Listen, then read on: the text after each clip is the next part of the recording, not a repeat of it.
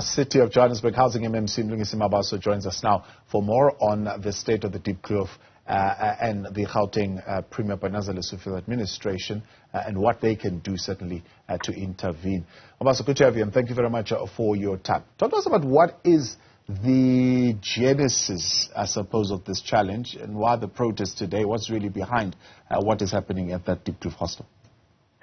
No, thank you very much, Pututabo, and greetings to yourself and the viewers.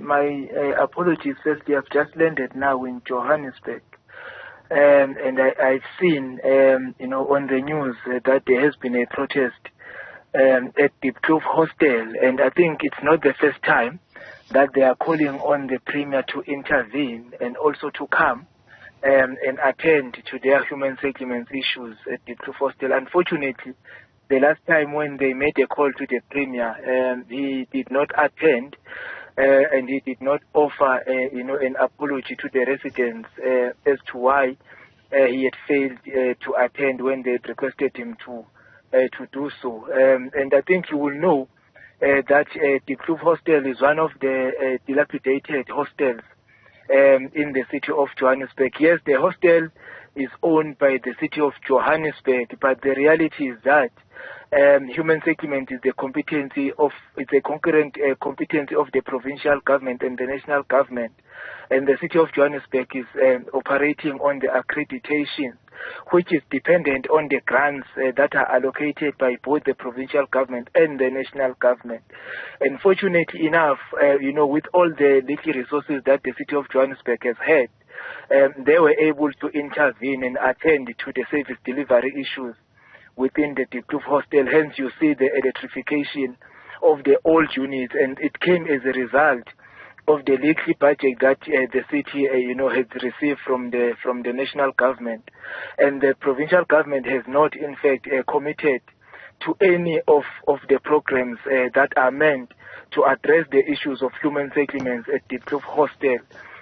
Even after we had made numerous attempts to engage with the office of the MEC, there was no commitment that came from that particular office, because attending to a meeting is one thing, but allocating resources and funds, it's something else. Yeah. And the provincial government has failed dismally to allocate resources to the city of Johannesburg so that they are able to meet their obligation in terms of provision of decent human settlements in the city. Because even if you can look at the draft budget that the city is going to table in the council meeting on Wednesday, there is zero budget that is allocated by the provincial government, which is an indication that the provincial government is not really serious in assisting the city of Johannesburg in attending to the issues of service delivery to its residents. So the dwellers of the Diepkloof Hostel are under the impression that the Premier would have announced a budget to refurbish all the hostels in the province. What's your understanding? Well, that has always been our expectation. In each and every state of the province address, they will talk about hostels as if there is something that they are committing to do. But come a budget speech, then there is nothing allocated. The provincial government will spend millions on planning in each and every financial year. They will tell you that in their line budget item for hostels, they are appointing PRTs for planning, and they are forever planning, and they are wasting quite a lot of money on planning instead of constructing proper houses for the residents. And it has always been a problem that we have encountered, as leaders in hostels and also as leaders at the municipal level, where they are only making political statements, which is not then, married to, commitments on funds that are allocated so that at least they are able to attend to issues of human settlements, particularly with the redevelopment of hostels. So it has always been the expectation to all of us that, after, they've made political statement in the form of the State of the Province Address, then that must then be followed by funds allocated to the commitment that they would have made, in the State of the Province Address. And it has always been our expectation as leaders in hostels. So what needs to happen here to actually refurbish these buildings, right? City Power has just spent 15 million, as you put it. It's a project that started in 2023. Now 500 units have been electrified. But it seems that could have been a waste of money, because some of these units would need to be completely demolished, if not all of them, and rebuilt again, because some of these cracks are foundational and they look like it's really on the inside of the units where the problems are. Well, it's true that the structures at Diepkloof Hostel are beyond repair. So it doesn't require refurbishment. It needs to be demolished and reconstructed.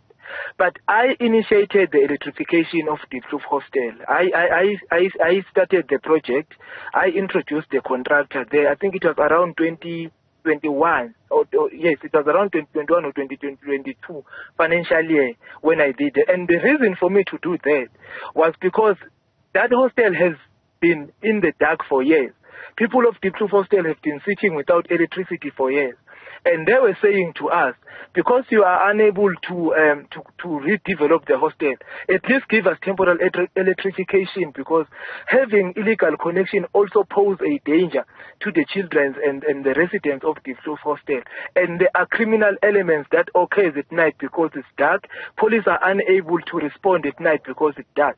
So we had to respond at the time and provide that temporal electrification with an understanding that once we get a confirmation and a commitment from the provincial government, then we will then commence with the development of hostel. And we said the electricity that we are putting, the infrastructure that we are putting there, we are going to make sure that it is in line with the plans of the redevelopment of hostel, so that the money does not go to waste and the infrastructure is utilized in the new development that must be introduced at Diepkloof Hostel. So the electrification that you see there, it was as a result of a non-response by the provincial government, and we had to provide an interim intervention so that at least we are able also to present our own commitments to the residents to say, we want to develop, we want to change your living conditions, but we are unable to fully commit to that because there is a grant that we are unable to access from the provincial government. And in the absence of that, then we are unable to commence with the redevelopment of hostel.